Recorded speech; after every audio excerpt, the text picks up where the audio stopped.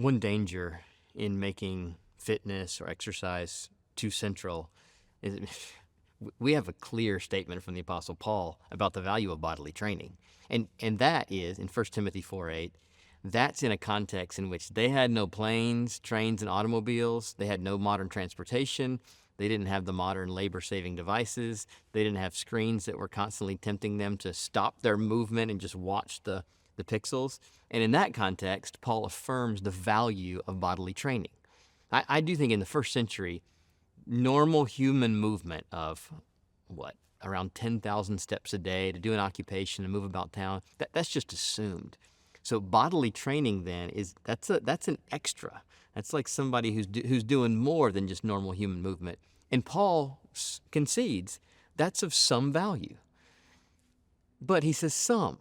That's in an asymmetrical relationship with the value of godliness. Godliness, he says, 1 Timothy 4:8, is of value in every way.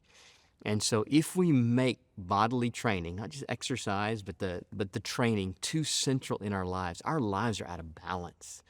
It would be a tragedy that some of the Christians who have bodies that are most ready to help people, that the Christians who would have the most primed bodies for doing good works that would draw attention to God, that they would be too into training their own bodies, that they would look and be a certain way and not doing the very good works that God designed for us to do to demonstrate His love for others. That's the danger in bodily training being too central. I mean, not to mention what it does to the heart and how it gets priorities out of proportion in the heart.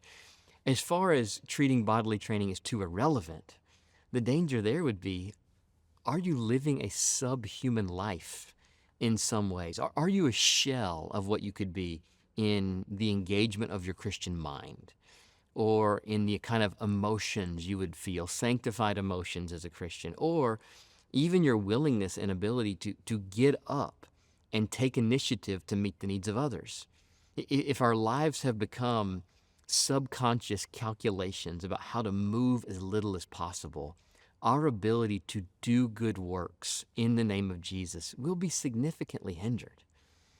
As the call comes for the needs of a neighbor or the needs of a friend, will you think of excuses for staying put, staying in your house, staying on your chair, staying in front of your screen? Or might you steward your body and have the kind of body where it feels good to move?